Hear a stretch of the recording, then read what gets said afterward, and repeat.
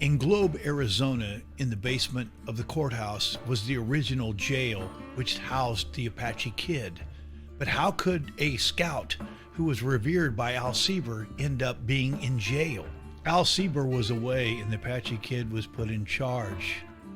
The scouts got intoxicated and the Apache Kid's father was killed. The Kid avenged that death and then went on the lam. They turned themselves in, but during that situation, a shot rang out, hitting Sieber in the leg. They escaped once more. They again turned themselves in and were sentenced to life in prison. After a brief stint in Alcatraz, they were released. Sieber was infuriated and tried them again once they got back and found them guilty with 7 years to life. He sent for Sheriff Glenn Reynolds and Hunky Dory Holmes to transport the prisoners to prison in Yuma. They would take a wagon to Casa Grande where they would catch the train taking them to Territorial Prison in Yuma, Arizona. Sieber warned them, but Reynolds stated, "I could take them to Yuma with a corn cob and a lightning bug." Mistake one. All three of those men that were transporting those prisoners to Yuma ended up in the cemetery, but not all of them ended up that day. One was wounded, but made it back alive. This is the Riverside stopping station where the group would have rested for the night.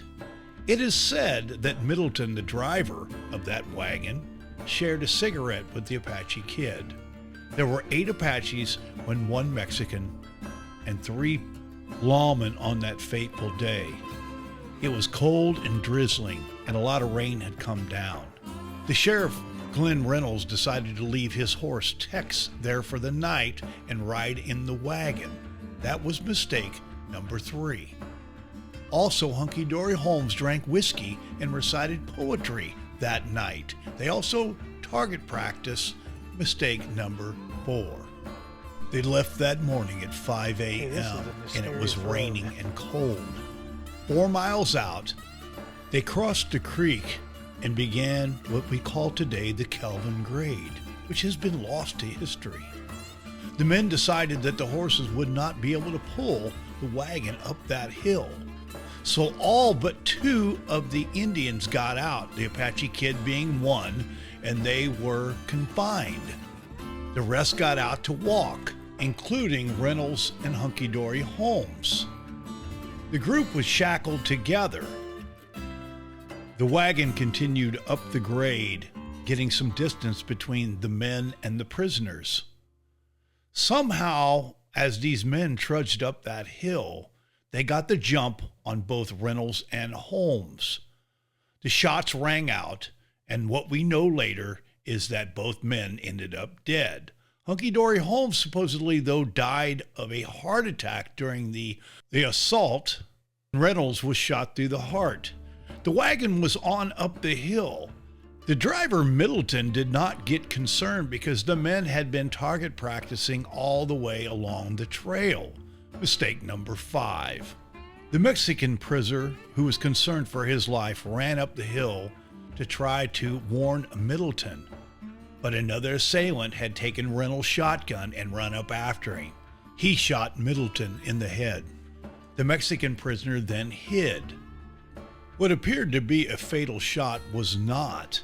The Apache grabbed the men's firearms and robbed them of all their goods and took off on foot.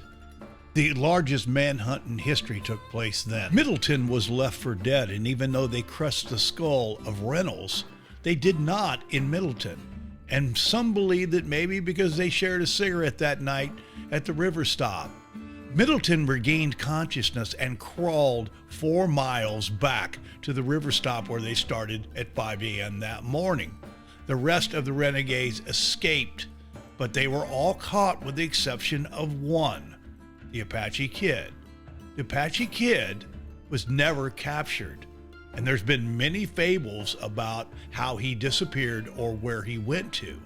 Some believe, like John Slaughter, that he killed the Apache Kid. Reynolds' gun years later was taken off of another Apache, but it was not the Kid. So that gun survived and actually went back to Reynolds' widow.